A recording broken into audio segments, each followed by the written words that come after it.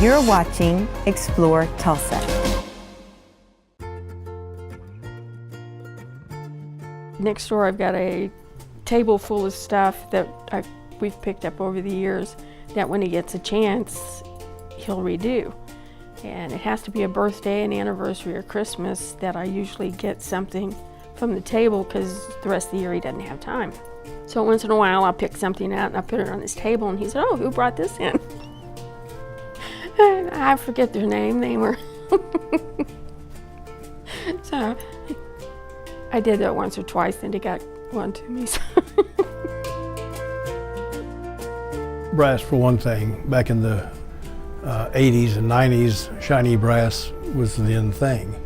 Well, as the design work changed, people started wanting the toned down brass. They wanted rubbed bronze, and they wanted satin, and they wanted less shiny brass. So we've incorporated taking brass and putting a patina on it, which is a darkening agent, and then bringing that back to whatever level you would want. Anything from just a solid dark rubbed bronze look to a highlighted rubbed bronze look.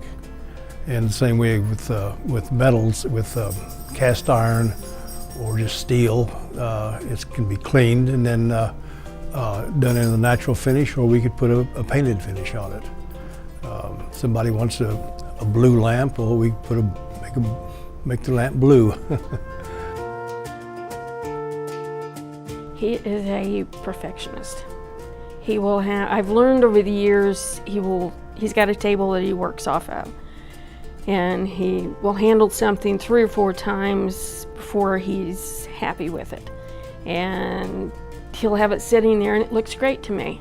And I say, "Okay, are these ready to put?" He said, "No, can't you see I haven't finished? They still have." I said, "No, it looks good to me." He said, "Well, they're not. Just leave them alone and I'll tell you when you can put them in the closet." I said, okay, so I've learned just to, if it's in the back end, it's not ready. Brass, copper, most metals, a lot of pieces in you'll see are cast iron or silver plate that we bring back to life. Usually if they're rusty, we bead blast to clean the metals and then do whatever finish the customer requires, from anywhere from a patina, a dark finish, to a natural metal look, which has been very, very popular. So he's quite, if he wouldn't take it home, he won't give it to you to take home looking like that. If he's not happy with it, he'll point out things to people that they didn't notice until he points it out to them. And then they say, "Oh, well, I noticed that, but I wasn't going to say anything." And you're going, they didn't notice it. He's very picky. He criticizes himself. He said, "Oh, that's not good enough. I don't." I said, "It looks great to me." A couple of 3 years ago, the Hard Rock Casino and Hotel brought in their door handles, which are guitars. And they wanted them polished up, and they brought in a pair just to see what he could do with them. And they were blown away by the finish they ended up getting. So they slowly would take off a pair, put this pair on, and bring us another pair, and then they would, process kept going. I can go out and see them on the doors, and I can figure out which ones that he's done and which ones that he's never had his hands on by the way they look. So it's amazing. It's a lot of fun to go out and show the girls that when we go out to the casino. He's, "Oh, come here, let me show you. Your dad did these." You're going, "Really?"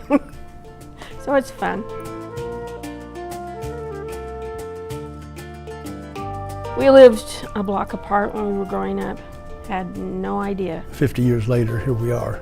50 years later, we're still here, still going. You know, it's been fun.